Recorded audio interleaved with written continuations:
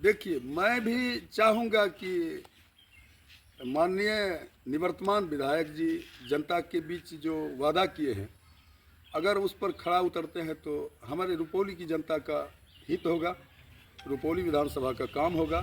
इसके लिए मैं भी चाहूँगा कि जनता के बीच में उन्होंने जो भी वादा किया है, वादा तो उन्होंने बहुत क्या बड़ा वादा किया था? आपको याद है कोई वादा? आपको वादा बोल रहे हैं, क्या वादा किया था उन्होंने जैसा सुनने मिला रहा है कि उनका कहना था कि मैं जीतूंगा तो रुपौली में बिजली का 24 घंटा सेवा उपलब्ध रहेगा। उन्होंने कहा था कि रुपौली में मैं डिग्री कॉलेज जीतने के बाद पुनः बनवाने का काम करूंगा। उन्होंने कहा था कि कुर्सेला से बिहारीगंज में रेल सेवा शुरू कराने का काम करूंगा। तो और बहुत सारे वादे किए हैं, लेकिन जो कुछ अहम वादा है, टीकापट्टी को प्रखंड बनाने का काम करूंगा, महनपुर को प्रखंड बनाने का काम करूंगा। तो मैं साइकिल नहीं, बच्चियों को स्कूटी देने का बात किए थे और लड़कों को लैपटॉप देने का वादा किए थे। कौन से लड़के को लैपटॉप देने का वादा किए थे? जो मैट्रिक पास करेंगे, इंटर पास करेंगे, उसको मैं लैपटॉप दूंगा या फिर बच्चियों को स्कूटी दूंगा। किसने ये वादा किया? जो भी वर्तमान विधायक हैं जी, माननीय शंकर सिंह जी, जी। उनका वादा था। तो मैं इस पर कोई कुछ छिटाकसी नहीं करना चाहूँगा। मैं चाहूँगा कि जितने सारे वादे वो किए हैं उनको पूरा करना चाहिए, क्योंकि जनता एक ऐसा चीज़ है जिनके मन में उम्मीद रहता है कि अगर अगला हमसे कुछ कहे हैं तो वह पूरा होगा। तो मैं चाहूँगा कि वो जो वादा किए हैं उनको पूरा करने का काम करना चाहिए। करना चाहिए। ऐसा जदयू के पूर्व प्रत्याशी उम्मीदवार कलाधर मंडल, इन्होंने कहा है कि विधायक शंकर सिंह ने जो वादा किया है वह जनता के बीच उनको पूरा करना चाहिए। सर से अंतिम सवाल है हमारा, सर ये जो प्रयास है आपका जनता के बीच में, ये जनसंपर्क अभियान, चाहे चुनाव जीतें या आप हारें, ये लगातार निरंतर प्रयास चलते रहेगा कि फिर क्या होगा रुपौली की जनता का, ये बता दीजिए आप। देखिए, चुनाव जीतने से फिर मैं कहना चाहूँगा कि चुनाव जीतने या हारने से इसका कोई संबंध नहीं है। मेरा मानना है कि मैं जनता का सेवा करूँगा, जनता के बीच में एक सेवक बनकर उनका, यहाँ तक कि मैं सोचता हूँ कि हर परिवार को लगे कि कलाधर मंडल अपना परिवार है। मैं अपने आप को उस रूप में विधानसभा में रखना चाहता हूँ। अच्छा, एक बात है सर, जैसे आप कहते हैं कि हमको सूचना, कौन लोग हैं जो आपको सूचना दे देते हैं कि यहाँ आइए, यहाँ घटना घटा है, क्या मतलब आपके चाहने वाले क्या बात है, बताइए। देखिए, ऐसा तो कोई गांव नहीं है जिस गांव तक विधानसभा के या 2-4-5 साल से पहले से मैं घूमने का काम नहीं किया हूँ। हर जगह कुछ न कुछ ऐसे चहेते लोग हैं जो कि वहाँ के समस्याओं के बारे में मुझे सूचना करते हैं और मैं हर संभव चाहता हूँ कि उस परिवार तक पहुंचकर उनके सुख दुख का जायजा लूँ, उनका सहयोग करने का प्रयास करूँ। उम्मीदवारी तय, मतलब एकदम इस बार 2025 में चुनाव लड़ना है, मन बना लिए हैं, यही ना? चुनाव तो क्यों चुनाव लड़ना है, बताइए। चुनाव तो लड़ना ही है, हाँ। इसमें कहीं कोई दो राय नहीं है। और माननीय मुख्यमंत्री जी हमें निश्चित रूप से आशीर्वाद देंगे और सिंबल देंगे, मैं चुनाव लड़ूंगा। क्यों चुनाव लड़ जाए, क्यों विधायक बनिएगा, क्यों यह क्यों है मन में? नमस्कार साथियों, अभी मैं रुपौली विधानसभा क्षेत्र के काफ़ी लोकप्रिय चेहरे नीतीश कुमार ने इन्हें रुपौली विधानसभा क्षेत्र से उम्मीदवार बनाया था और महज कुछ वोटों से चुनाव हार गए। हमारे सामने में कलाधर मंडल जी हैं, परिचय के तो कोई मोहताज नहीं है। बच्चा बच्चा, हर ग्रामीण, हर महिलाएं, हर शिक्षित युवा और विद्वान लोगों के बीच में एक अलग पहचान है इनकी। तो चलिए आइए इनसे मिलाते हैं। ये हैं कलाधर मंडल जी हैं। सर से हमारा सवाल है, सर आप तो चुनाव हार गए, लेकिन फिर भी आपको देख रहे हैं, कल सपहा से भी फ़ोन आया है मुझे कि कलाधर मंडल जी हमारे घर पे आए हैं और पीड़ित परिवार के बीच मिल रहे हैं। लगातार आपको देखा जा रहा है कि जनसंपर्क करते रह रहे हैं, घर में नहीं बैठ रहे हैं, लगातार लोगों से मिल रहे हैं। क्या बात है सर? देखिए, आपका कहना हुआ कि चुनाव हारने के बावजूद भी आप क्षेत्र में बने हुए हैं। चुनाव हारना जितना अलग चीज़ है, लेकिन जो हमारा क्षेत्र है, जहाँ के जनताओं के बीच हमारा अपनत्व है, जनताओं से जो लगाव है, उसे चुनाव से कोई लेना देना नहीं है। उनके सुख दुख में खड़ा रहना मेरा जिम्मेदारी होता है, मेरा यह स्वभाव है। किसी के दुख में जाके साथ होना, किसी के सुख में जाके खुशी मनाना, यह मेरा अपना निजी स्वभाव है। चुनाव से इसका कोई लेना देना नहीं। मतलब एक और चीज़ है सर, कुछ लोगों ने ये भी बताया, आप वहाँ पे पीड़ित परिवार के बीच पहुँचते हैं, जो आपसे बन पाता है आप आर्थिक सहयोग भी करते हैं और देखते हैं कि हाँ लगता है कि यहाँ पे मदद करनी चाहिए, निस्वार्थ भावना से आप मदद करते हैं। क्या बात है ये, मतलब निरंतर सब दिन चलता रहेगा, मन में कोई लोभ नहीं है, जनता मौका दे या ना दे वो जनता के ऊपर है। देखिए सर्वप्रथम मैं एक पंचायत का मुखिया बना था, लोगों ने मुझे मुखिया बनाया था। और मुखिया बनने के पहले भी, जिस समय मैं प्रतिनिधि के रूप में नहीं था, उस समय भी मेरा काम रहा है। मैं समाज के बीच में भले बुरे समय में पहुंचकर अपना उपस्थिति दर्ज कराते रहा है और उनके सुख दुख का हिस्सा लेते रहा है। और उसी का परिणाम हुआ कि लोगों ने मुझे निस्वार्थ, बिना किसी खर्च वर्च का मुझे मुखिया बनाने का काम किया। तो मुझे इस बात में विश्वास है कि समाज सेवा ही सबसे बड़ा पूंजी है, समाज सेवा ही सबसे बड़ा धर्म है, मानव का धर्म है। और समाज में जो समाज सेवक अपने कहते हैं अपने आप को, मैं मानता हूं कि उनके लिए यह सबसे बड़ा जवाबदेही है, जिम्मेदारी है। इसलिए मैं सोच रखा हूं और मेरे मन में यह जज्बा है कि हर किसी के अगर बारे में मुझे खबर मिलता है कि वहाँ कोई दुखी है या उनके साथ कोई हादसा हुई है, तो मेरे मन में स्वतः एक तरह का कहिए कि ऊर्जा आ जाता है कि जाकर मैं उनसे मिलता हूँ। अगर ऐसा कुछ लगता है कि यह परेशानी में है तो यथासंभव मैं उनका सहयोग करने का प्रयास करता हूँ। एक बात और है, जैसे कल आप सपहा गए तो वहाँ के लोग से मिलते होंगे तो कहते होंगे ना कि विधायक जी अबड़ी तो हारी गए हो, ऐसे जो गांव का बोल चाल है, अबड़ी मौका हम देवे, क्या ये रहता है लोगों का? देखिए, चुनाव हारने के बाद, जाने के बाद लोग स्वतः बोलते हैं कि देखिए आप हारने के बाद भी आ रहे हैं, लगता है हम लोगों के प्रति आपका श्रद्धा है।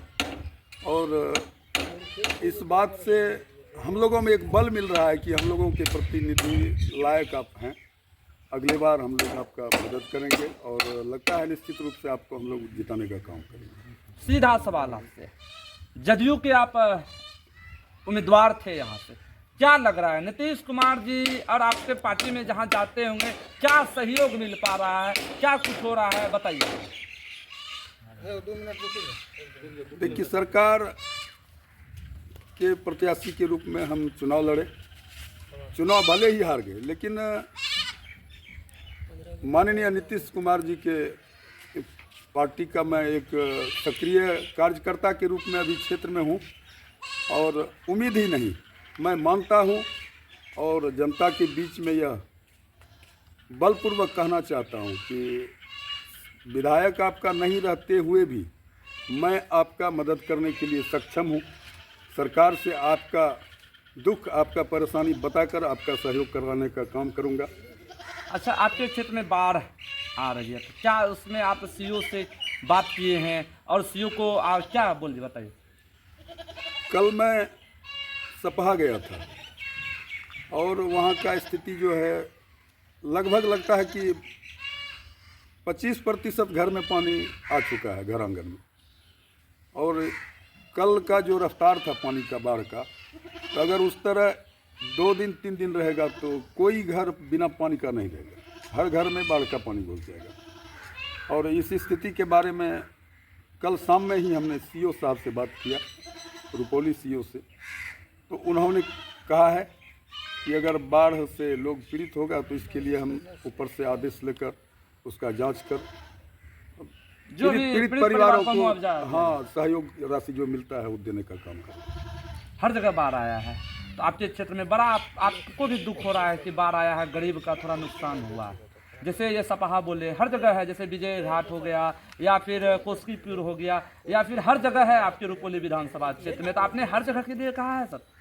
देखिए, रुपौली विधानसभा के करीब करीब रुपौली प्रखंड में करीब 7 या 8 पंचायत में बाढ़ का प्रभाव होता है। सीधा आपने आपदा मंत्री से भी कहा है। जी जी। और उस 8 पंचायत में हमें लगता है मैक्सिमम लोग प्रभावित होते हैं जी। बाढ़ आपदा से। जी तो मेरा प्रयास जब भी होगा तो जितने लोग या जितने पंचायत हैं प्रभावित सबों के लिए मैं सहयोग करूंगा।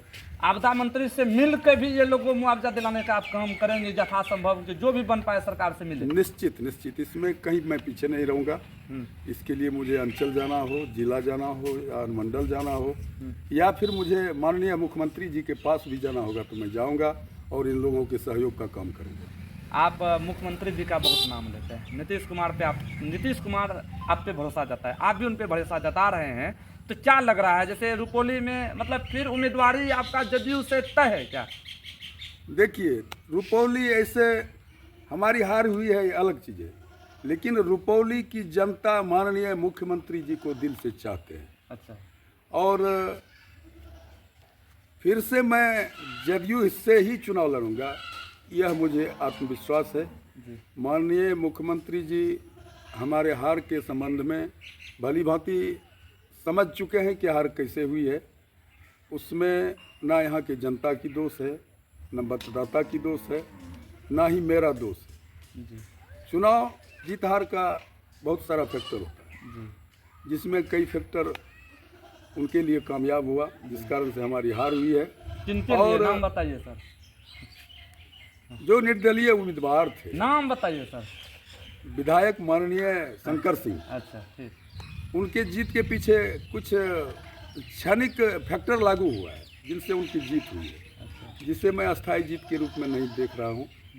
उन्होंने, आपको लग रहा था कि हम चुनाव जीत रहे हैं? निश्चित कहीं कुछ ना कुछ गड़बड़ हुआ। 100% मैं मान रहा था कि मैं चुनाव जीत रहा हूँ, लेकिन उन्होंने कुछ इस तरह का वादा किया है जनता के बीच में। अब जैसे वोट मांगने जाते थे वो, तो मुस्लिम वोटरों के बीच बोलते थे कि हम जीत कर कांग्रेस में या तो फिर राजद में जाऊंगा, और वैश्य समाज या सामान्य वर्ग के बीच में जाते थे तो कहा करते थे मैं तो ऑलरेडी लोजपा का प्रत्याशी हूँ, बीजेपी का प्रत्याशी हूँ। यह कहकर दोनों मतदाताओं से उन्होंने वोट लेने का काम किया, और जीत के बाद अभी उनके सामने एक मुश्किल खड़ा है कि मैं किधर जाऊं जो मेरा सब मतदाता खुश रहेगा, जो कि होना संभव नहीं है। और मैं इससे पहले भी आपसे कहा है कि उनका जो जीत हुआ है इसमें कुछ ऐसे वोटरों का वोट उन्हें मिला है जो कि खुद उनको लगता होगा कि यह मेरा अस्थायी वोटर नहीं है। 2001 में मैं मुखिया बना था ग्राम पंचायत सोनमा का, 1 से 6 तक मुखिया का कार्य किया। 2007 के 15 जनवरी को मैं शिक्षक में योगदान किया, प्रशिक्षित मैं था, और पंचायत शिक्षक के रूप में मैं ग्राम पंचायत सोनमा के प्राथमिक विद्यालय धुचियाई टोला में नियुक्त हुआ, और वहाँ के प्रधान अध्यापक के रूप में 2020 तक काम किया। और इस बीच पड़ोसी पंचायत से मेरी मुखिया भी पत्नी रही, जहाँ का मैं वोटर नहीं हूँ, वहाँ से मेरी पत्नी को लोगों ने मुखिया बनाने का काम किया। शिक्षक के रूप में जब मैं विद्यालय में काम करता था, विद्यालय में नियुक्त था, ऐसे में मेरे साथ कुछ इस तरह की कहानी है जिसे मैं आप बता देना चाहता हूँ आपसे। मैं तो विद्यालय में प्रधान अध्यापक था, लेकिन 2 पंचायत का मुखिया होने, एक पंचायत से मैं मुखिया रहा, दूसरे पंचायत पड़ोसी पंचायत से मेरी पत्नी मुखिया रही। पति पत्नी दोनों मुखिया? जी जी, मेरी पत्नी दूसरे पंचायत से मुखिया रही। ऐसे में होता था क्या, पहले कि मेरा मुखिया का प्रभाव, लोगों से लगाव, भरोसा, और फिर पत्नी वाले पंचायत का की जनता का भरोसा, विश्वास। मैं विद्यालय में रहता था, पठन पाठन का काम करता था, देखता था, और इस बीच लोग आते थे उम्मीद लगा कर कि मुखिया जी मुझे यह थाना का काम है, या हमें दो भाई में लड़ाई हो गया है, ज़मीन जायदाद का मामला है, तो इस तरह का बराबर मेरे साथ समस्या आते रहता था। और धीरे धीरे यह मेरे मन में एक तरह का कहिए कि परेशानी आने लगा अंदर से कि मैं तो एक शिक्षक के रूप में हूँ, लेकिन मेरा समय अधिकतम समाज सेवा में बीतता है, जो एक शिक्षक के लिए मुनासिब नहीं था। और हमें काम करना चाहिए शिक्षण का, पठन पाठन का, लेकिन मुझे पंचायती में जाना पड़ता था, थाना में जाना पड़ता था, प्रखंड में जाना पड़ता था, अंचल में जाना पड़ता था, तो बच्चों का पढ़ाई बाधित होता था। यह बात मेरे दिल में धीरे धीरे भार जैसे लगने लगा कि यह जो मैं नौकरी कर रहा हूँ, वाजिब में मैं काम दाम के बदले काम नहीं कर रहा। इससे अच्छा है अगर मैं मुखिया शिक्षक पद से हटकर समाज सेवा ही में ही लग जाऊँ तो ज़्यादा अच्छा रहेगा। और मैंने मन बनाया कि समाज सेवा के लिए कुछ विकल्प चाहिए, कुछ रास्ता चाहिए। तो कुछ हमारे करीबी लोगों का कहना हुआ कि आप मेहनत कीजिए और हम लोग मदद करके, सहयोग करके आपको विधानसभा का चुनाव लड़ाएंगे। और इसी लहजे में हम अपने शिक्षक पद से 2020 में रिजिग्नेशन देने का काम किया और फिर खुलकर मैं विधानसभा में समाज सेवा करने के लिए चल पड़ा और आज तक वही कर रहा हूँ और करते रहूँगा। निर्दलीय कब लड़े थे? 2020 में शिक्षक से रिजिग्नेशन देकर मैं निर्दलीय चुनाव लड़ा था। फिर उपचुनाव लड़े 2024 में उपचुनाव लड़ा, माननीय मुख्यमंत्री जी के आशीर्वाद के अनुसार। ये था, विधायक जी ने बता दिए हैं, पूर्व प्रत्याशी विधायक उम्मीदवार हैं कलाधर मंडल, इन्होंने बताया कि हम विधायक क्यों बनेंगे। अब यहाँ की जनता को तय करना है कि 2025 में किसे बनाना है विधायक। 2025 वह बहुत कम समय है और आप लोग लगातार बने रहिएगा हमारे चैनल में। हम लगातार अपडेट देते रहेंगे और रुपोली के बारे में हम लगातार दिखाते रहते हैं आप लोग को। आज हमारे सामने में थे कलाधर मंडल, जदयू से उम्मीदवार 2024 में दिए थे, कुछ वोटों से। कितने वोट से सर हारे थे? 8,200 वोट से हमारी हार हुई है। 8,200 वोट से चुनाव हारे थे। अब बहरहाल देखना है रुपोली की जनता जो है 2025 में किसे बनाती है विधायक। बने रहिएगा इंजीनियर अमित पंडित, कटिहार लाइव न्यूज और रुपोली की जनता के साथ। लगातार रुपोली में हमारे चैनल काफ़ी देखते हैं यहाँ के ग्रामीण, तो उसका भी धन्यवाद है। आप हमारे चैनल पे समय देते हैं। जय हिंद।